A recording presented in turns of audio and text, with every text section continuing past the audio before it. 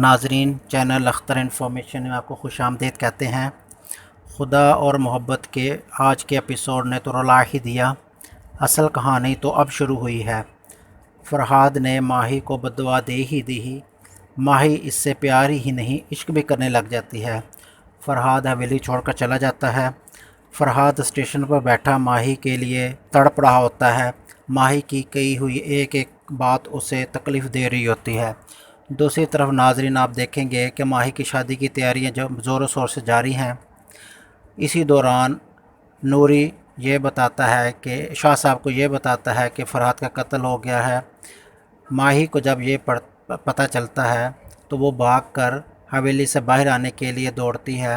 اس کی بھابھی اسے روکنے کی کوشش کرتی ہے، لیکن وہ پھر بھی حویلی کے دروازے تک آ ہی جاتی ہے۔ جب اسے یہ پتہ چلتا ہے کہ فرحاد اب اس دنیا میں نہیں تو وہ بے ہوش ہو جاتی ہے۔ فرحاد کی موت کی اطلاع نثار صاحب کو دی جاتی ہے۔ نثار صاحب یہ سن کر بڑے پریشان ہوتے ہیں۔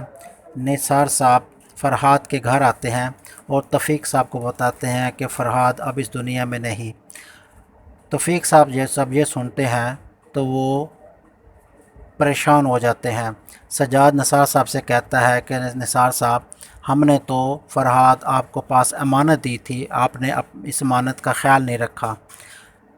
توفیق صاحب کے گھر میں صف ماتم بچھ جاتی ہے۔ ماہی جو کہ اب فرحاد سے شادی کرنا چاہتی ہے، تیمور سے شادی نہیں کرنا چاہتی، جب اس کی بھابھی اسے شادی کا جوڑا دیتی ہے تو وہ پہننے سے انکار کر دیتی ہے، کیونکہ وہ اب تیمور سے نہیں فرحاد سے شادی کرنا چاہتی ہے۔ اس دوران ماہی کی بارات آ جاتی ہے۔ یہ بارات کوئی عام بارات نہیں، ملتان کے جگیردار اور بہاولپور کے شاہ صاحب کی بارات ہے، تو انتظامات بھی تو ایسے ہی کیے گئے ہوں گے۔ جب ماہی کی ماں کو یہ سب پتہ چلتا ہے تو وہ بے ہوش ہو جاتی ہے۔ تو ناظرین، دیکھتے ہیں کہ نیکسٹ ایپیسوڈ میں کیا ہوگا۔ نیکسٹ ایپیسوڈ پرومو دیکھنے کے لیے دیکھتے رہیے چینل اختر انفارمیشن۔